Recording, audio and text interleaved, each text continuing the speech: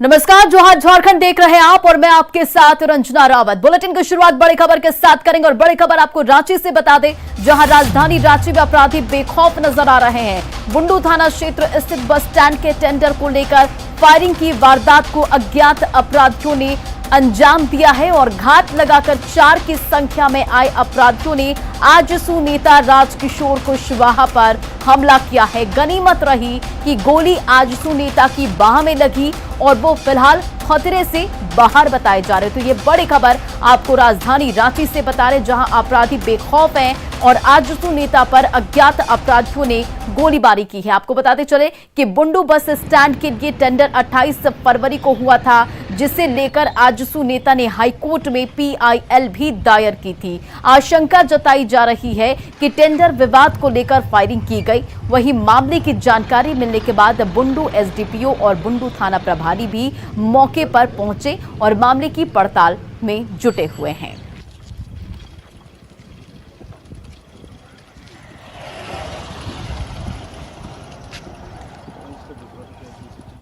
उधर झारखंड विधानसभा के बजट सत्र के आखिरी दिन मुख्यमंत्री हेमंत सोरेन ने सदन को संबोधित किया और इस दौरान वो विरोधियों पर जमकर बरसे। हेमंत सोरेन ने केंद्र पर हमला बोलते हुए कहा कि वो केंद्र से अपना अधिकार छीन कर लेंगे और सीएम ने कहा कि केंद्र के पास 1,36,000 करोड़ का बकाया है। अगर हमें अपना हक नहीं मिलता है तो यहां के जाने वाले कोयला को रोक दिया जाएगा। मुख्यमंत्री ने स्थानीय नीति को लेकर सदन में अपनी बात भी रखी। साथ ही कहा कि राज्य के लोगों की भावनाओं को जानने के बाद ही वे इस पर आगे बढ़ेंगे। और अब हम लोगों ने इसमें वित्तीय व्यवस्था भी की है। अब आने वाले बहुत जल्द पुराना पेंशन योजना लागू करने जा रही है अध्यक्ष महोदय।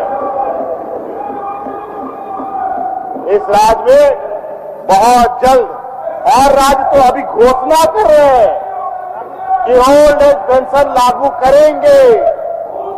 अध्यक्ष महोदय, हम लोगों ने तो घोषणा पहले किया था जब चुनाव के समय। अब हम काम करने लगे हैं, राज्य अब हरकत में आई है। अब बहुत जल्द ओल्ड पेंशन स्कीम राज्य में लागू कर दिया जाए। ये है अध्यक्ष महोदय, कोल कंपनियों को लगभग 1,36,000 करोड़ रुपया का भुगतान का मांग रखा है अध्यक्ष महोदय, और वो हम लेके रहेंगे अध्यक्ष महोदय। वो राज्य का अधिकार है, अधिकार हर हाल में देना पड़ेगा, नहीं तो इस बार हम लोग छीन के लेने के लिए हम लोगों ने संकल्प लिया। अगर हमारा अधिकार नहीं मिलेगा तो इस राज्य से जा रहे कोयला खनिज संपदाओं को में भी हम लोग बैरिकेड लगा देंगे, ताला लगा देंगे अध्यक्ष महोदय। कोर्ट तक आप चिंता मत कीजिए, हम खतियान का सम्मान करते हैं। यहां पर जो भी कानून बनेंगे, नियम बनेंगे, इस राज्य के जनमानस के भावना के अनुरूप बनेंगे। और आपको सुनकर आश्चर्य होगा अध्यक्ष महोदय, आज इस राज्य में 2005 में भी सर्वे हुए हैं अध्यक्ष महोदय। 2005 इस राज्य में अध्यक्ष महोदय 1911 में भी सर्वे हुए हैं अध्यक्ष महोदय। इस राज्य में 1932 में भी सर्वे हुए हैं अध्यक्ष महोदय। इस राज्य में 1964 में भी सर्वे हुआ है। इस राज्य में 1918 में भी सर्वे हुआ अध्यक्ष महोदय। अध्यक्ष महोदय, इस राज्य में 1993 में भी सर्वे हुआ है और सबका गजट प्रकाशन भी हुआ है।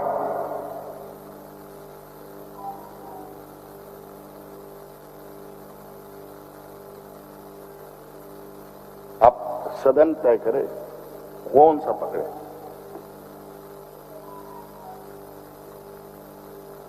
बत्तीस पकड़े तो 11 को छोड़ दें,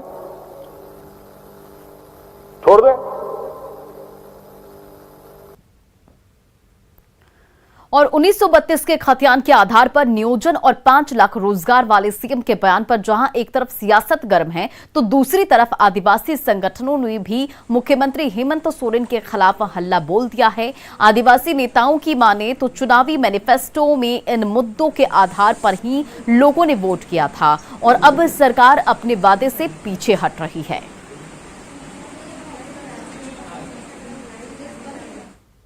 कि मुख्यमंत्री का जो सदन में बयान आना, हम लोग स्वयं आहत हैं। देखिए, हम लोग का आंदोलन 20 वर्षों से चल रहा है।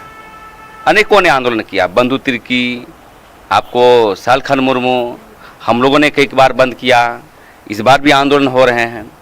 और ये कहना कि कोर्ट इसको खारिज कर देगा, इसलिए खतियान आधारित हम नियोजन नीति, स्थानीय नीति नहीं बनाएंगे। आप ये कहते हैं कि भाई कार्यपालिका बड़ा है या न्यायपालिका बड़ा है या विधायिका बड़ा है, ये तो स्पष्ट करना पड़ेगा। जो अभी माननीय मुख्यमंत्री का जो सदन में जो बयान आया है 1932 खतियान के संदर्भ में, तो ये बयान जो है पूरे झारखंडियों को आहत पहुंचाने वाला बयान है। आप देख रहे हैं पूरे झारखंडी समाज भाषाई आंदोलन और स्थानीय नीति को लेकर के गांव, कस्बों, शहरों में आंदोलन कर रहे हैं और वैसे समय में इसको कैसे हम काम करें, उसके लिए उनको नीति बनाने की ज़रूरत था। तो वो बयान देते हैं कि 1932 का खतियान लागू करेंगे तो उसको न्यायालय में चैलेंज की जाएगी। अरे भाई, आपका जो काम है आप काम कीजिए।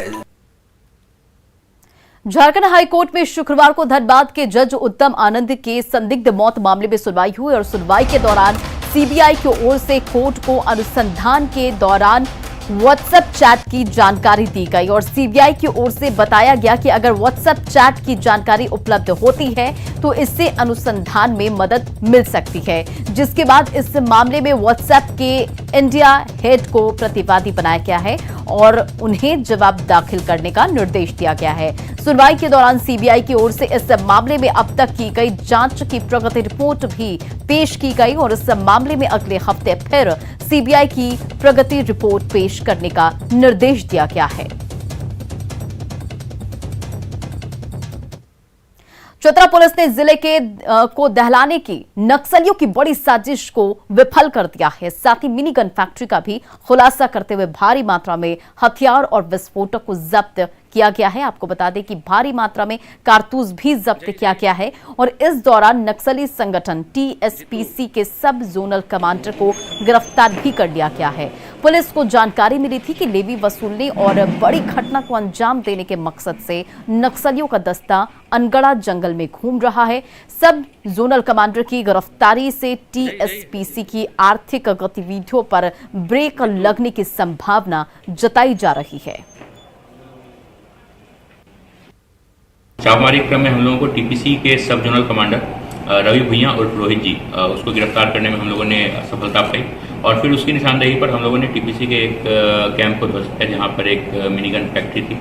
वहां से हम लोगों को कुल 2 लोडेड देसी कार्बाइन मशीन गन, इसके अलावा कई मात्रा में गोलियां, आईडी बनाने का सामान, विस्फोटक, नक्सल साहित्य इत्यादि बरामद हुए हैं। कमांडर का गिरफ्तार होना एक अच्छा झटका माना जाएगा। ये स्वयं अपने एक दस्ते का नेतृत्व करता था, टीपीसी के दस्ते का नेतृत्व करता था, जो कि पलामू और चतरा के जो क्षेत्र हैं इन दोनों में एक्टिव थे।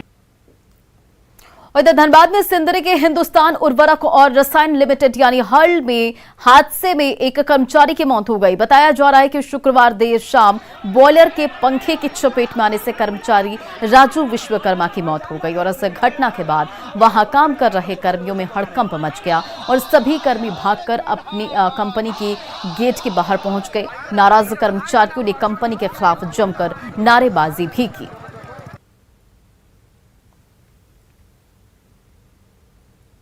कहाँ पर घटना HRHE में क्या हुआ है? उसको हीट स्टीम टान लिया उसको।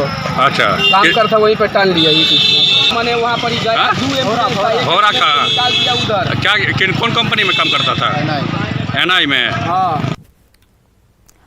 रामगढ़ में कैंट छावनी परिषद के वार्ड नंबर 6 में पानी के लिए 4 बजे सुबह से ही लोगों की भाग दौड़ शुरू हो जाती है। पढ़ाई छोड़कर जहां छात्र छात्राएं पानी के जुगाड़ में जुट जाते हैं, तो वहीं घर का काम छोड़कर महिलाएं भी जल स्रोत के पास जुटी रहती हैं।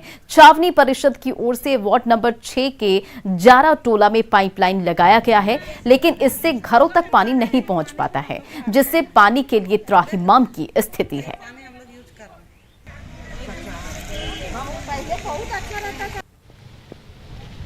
अभी मैं मौजूद हूँ रामगढ़ छावनी परिषद के वार्ड नंबर 6 में। आप हमारे पीछे देख सकते हैं, यहाँ पर महिलाओं को ये पानी के इंतज़ार में सुबह से यहाँ खड़ी हैं। इनका प्रत्येक दिन का दिनचर्या होता है। सुबह 4 बजे भोर से पानी के जुगाड़ में ये लग जाती हैं। बताया जा रहा है कि बीते 1 वर्ष से यहाँ पर पानी की समस्या बनी हुई है, लेकिन छावनी परिषद अपने उत्तरदायित्व को निभाने में अभी तक विफल साबित हुआ है। ऐसे में बात कराते हैं यहाँ पर, बताइए किस तरह की दिक्कत हो रहा पानी का? दिक्कत है, बहुत दिक्कत की। 3 बजे 2 बजे पानी आता है। मान लीजिए बहू लोग बच्चा लोग को संभालेगा स्कूल जाने के लिए कि पानी बहेंगे, बाहर से पानी लाना पड़ता है। तो आप समझ सकते हैं, इन्हें बाहर से पानी लाना पड़ता है। कि कॉलेज स्टूडेंट से बात कराते हैं, बताइए किस तरह से पानी की दिक्कत हुई है? हम लोग कॉलेज नहीं जा सकते क्योंकि हम लोग पढ़ाई करते हैं, पर बट ये है कि हम लोग पानी भरे या कॉलेज जाए, हम लोग दोनों में से किसी एक को ही कर पा रहे हैं। इसलिए समय से हम लोग पढ़ाई भी नहीं कर पा रहे पानी की वजह से। इनका ज़्यादातर समय। वहीं छावनी परिषद के सदस्य ने जल्द ही जल संकट दूर करने का भरोसा दिलाया है, साथ ही खराब पड़े चापाकलों की जल्द मरम्मत का दावा किया है। पाइपलाइन जो बहुत पतली दी गई है पुराने कार्यकाल में, तो उसका चौड़ाकरण के लिए हम लोग नया पाइपलाइन बिछाया जाएगा। और बहुत जगह पे अप एंड डाउन बैठाया गया है, जिसको पठारी क्षेत्र है तो उसके हिसाब से अलाइनमेंट करके बैठाया जाएगा, जिसमें जल स्रोत आराम से लोगों तक पहुंच सके। जितने भी चापाकल खराब है, जिसकी सूचना मुझ तक आ रही है, उसको एकदम इमीडिएट, एकदम त्वरित कार्रवाई करते हुए उसको रिपेयर किया जा रहा है, क्योंकि रामगढ़ में जल की समस्या एक मूलभूत समस्या है। इधर गोड्डा के महगामा नगर पंचायत क्षेत्र के पचियारी टोला के लोग बूंद बूंद पानी के लिए तरस रहे हैं। इलाके में पानी का स्रोत नहीं होने की वजह से उन्हें 2 किलोमीटर दूर से पानी लाना पड़ता है। ड्राई जोन होने की वजह से इस इलाके की बोरिंग सूख चुकी है।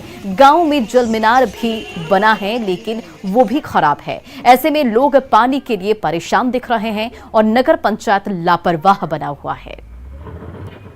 बहुत तहलका मच रहा है मेरा मोहल्लों में। अच्छा, कब से हो रहा है? दिसंबर महीनों से ही। अच्छा, लोग बोल रहे हैं 10 रुपए डब्बा आप लोग पानी खरीदते, सही बात? खरीद के हम लोग कितना नहाएंगे, कितना धोएंगे? नहीं सप्लाई पानी है, नहीं पीने वाला पानी, नहीं कोनो, कैसे करेंगे? तो घरेलू उपयोग का पानी 10 रुपए डब्बा खरीदते हैं या पीने वाला पानी? घरेलू पानी खरीदते हैं। और पीने वाला पानी? पीने वाला तो किन के लाभे करते हैं। घरेलू उपयोग का भी करते हैं। कभी किसी शिकायत नहीं की पानी का समस्या है, इसको दूर कीजिए? पास जाएंगे। तो बोरिंग वगैरह नहीं है मोहल्लों में? मोहल्लों में बोरिंग वोरिंग नहीं है। जिसके घर में 1-2 घर में है तो उसका भी तो सुखाड़ हो रहा है, उसका भी पूरे मोहल्ला के सुखाड़ है। तो जल मीनार लगा, इससे कुछ नहीं होता है? कुछ नहीं होता है, वो तो खराब है। सांसद विद्युत वरण महतो ने कल लोकसभा में शून्यकाल के दौरान बागबेड़ा ग्रामीण जलापूर्ति योजना का मामला उठाया और साथ ही यहां की जनता की ओर से पानी के लिए पदयात्रा किए जाने की बात भी उठाई। सांसद ने जल शक्ति मंत्री से जल्द संज्ञान लेते हुए योजना पूरी करने की अपील की, ताकि जनता को जल संकट से राहत मिल सके। पूरे मामले पर जल शक्ति राज्य मंत्री प्रहलाद पटेल ने जल्द कार्रवाई का भरोसा दिया है। माननीय महोदय, मेरे संसदीय क्षेत्र जमशेदपुर टाटा के अंतर्गत शहर के परिधि में स्थित बस्तियों के साथ साथ प्रकाश नगर, घोड़ाबांधा एवं बागबेड़ा ग्रामीण क्षेत्रों में पेयजल का भारी किल्लत होने के कारण यहाँ की जनता को काफ़ी कठिनाई का सामना करना पड़ता है। गर्मी के दिन स्थिति भयावह हो जाती है। महोदय, विशेषकर बागबेड़ा एवं छोटा गोविंदपुर ग्रामीण जलापूर्ति की योजना और आपका ध्यान आकृष्ट करना चाहता हूँ। महोदय, आपके माध्यम से माननीय मंत्री जल शक्ति मंत्रालय से अनुरोध करता है कि माननीय प्रधानमंत्री जो महत्वाकांक्षी योजना 2024 तक हर घर हर नल के जल पहुंचाने का लक्ष्य पूर्ण करे तथा इस योजना तहत त्वरित संज्ञान लेकर पूर्ण करने की कृपा करे। राज्य के बिरसा मुंडा एयरपोर्ट प्रशासन ने समर शेड्यूल जारी कर दिया और शेड्यूल 27 मार्च से प्रभावी होगा और 29 अक्टूबर तक जारी रहेगा। इस शेड्यूल के मुताबिक रांची से विमानों की जो संख्या है वो बढ़कर 41 हो जाएगी और हर दिन रांची से करीब 36 विमान उड़ान भरेंगे। एयरपोर्ट प्रशासन के इस फैसले के बाद से लोगों ने खुशी जताई है। ये तो बहुत ही अच्छा है, it's a good news for us. जैसे हम लोग बाहर घूमने का अक्सर हम लोग प्लान करते हैं, समर वेकेशन वगैरह में जाते हैं, तो उसके लिए ये बहुत अच्छा है। इतनी फ्रीक्वेंसी बढ़ गई तो हम लोगों के लिए मतलब फ्लाइट की प्रॉब्लम नहीं होगी, ना टाइमिंग की प्रॉब्लम होगी। कि सभी जगह के लिए डायरेक्ट फ्लाइट हो, जैसे नॉर्थ ईस्ट के लिए डायरेक्ट फ्लाइट नहीं होता है, उसमें हम लोग का टाइम कंजम्पशन बहुत ज़्यादा होता है ले ओवर के कारण, तो वो जरूर चाहेंगे।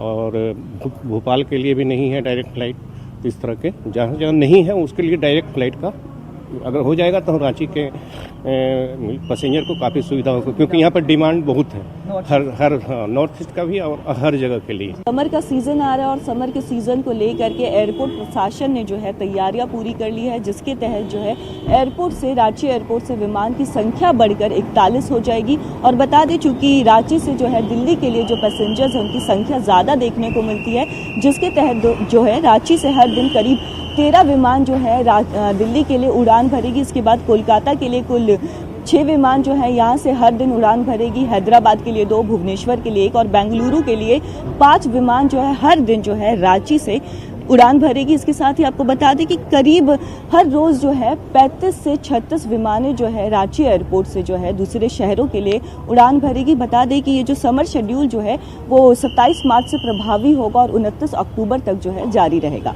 कैमरा पर्सन संजीव तिवारी के साथ कोमल बहल, न्यूज़ 18 रांची।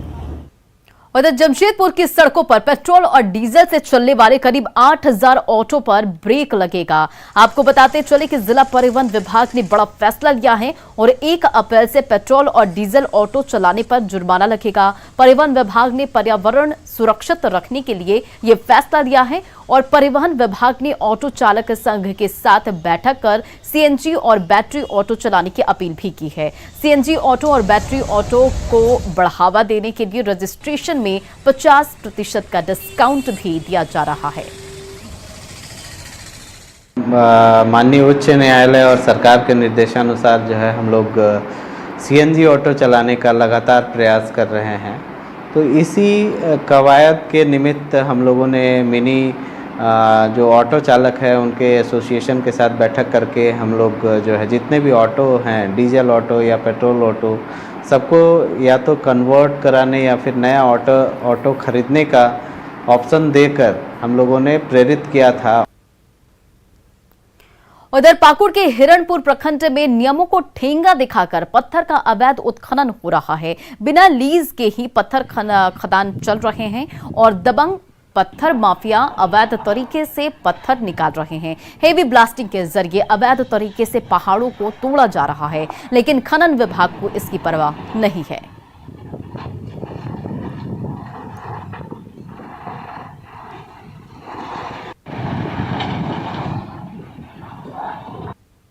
खदान अवैध है, स्कूल नज़दीक है, इसीलिए हम लोग बोल रहे हैं। क्या बोल रहे हैं?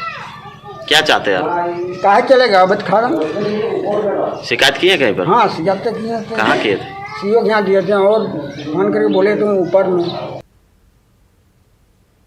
और जोहार झारखंड के इस बुलेटिन में फिलहाल इतना ही। बने रहे आप न्यूज़ 18 बिहार झारखंड के साथ।